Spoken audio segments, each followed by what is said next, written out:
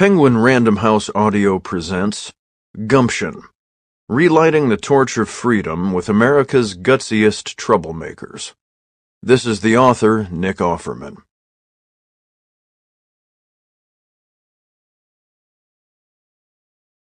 For Kathy and Rick Offerman, my dear mom and dad, who first taught me the ways of gumption, and for Mike Schur, for teaching me that we can still be very funny while saying I love you. To succeed in life, you need two things: ignorance and confidence. Mark Twain. Introduction. How does one compile a list of great Americans? It's an embarrassment of riches. To narrow the field, I decided to begin with my choice for number 1. I imagine, or at least I would hope, that most of our citizenry would agree by an overwhelming percentage that the first person landing upon that list is, no, not Ray Kroc, the progenitor of the McShit sandwich.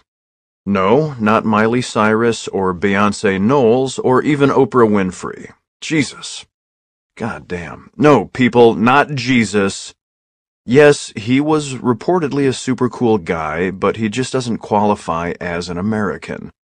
I am referring, of course, to George Washington, the father of our country. I want to note that of all the possible subjects, he easily sprang to mind first, based merely on my foggy grade school knowledge of his life's achievements in helping to create our republic, and then sticking around to lead it as our nation's first president. Plus he had wooden teeth. I'm a woodworker. Slam dunk. A sports metaphor, specifically basketball, meaning that the point has been scored emphatically.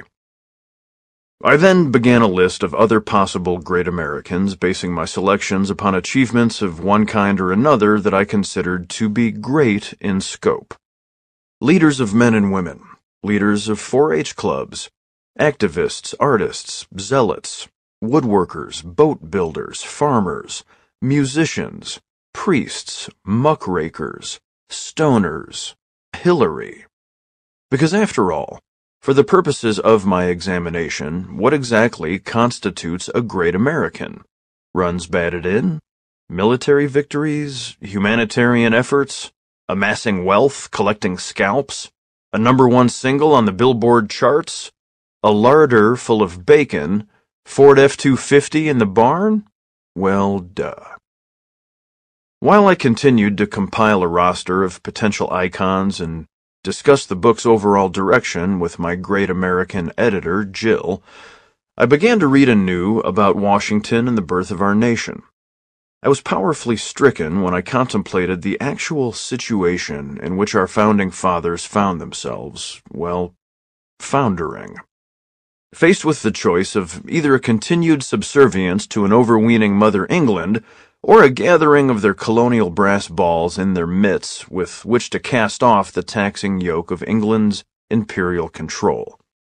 Years earlier, when I learned all this history as a lad in school, I suppose the full implications of the events were lost on me, as I was not yet wielding a complete grasp of adult responsibility or governmental culpability as it applies to our daily lives. The magnificent sons of bitches who founded our United States truly brandished a courage that is hard to fathom, and a serving of foresight that very well beggars my modern imagination.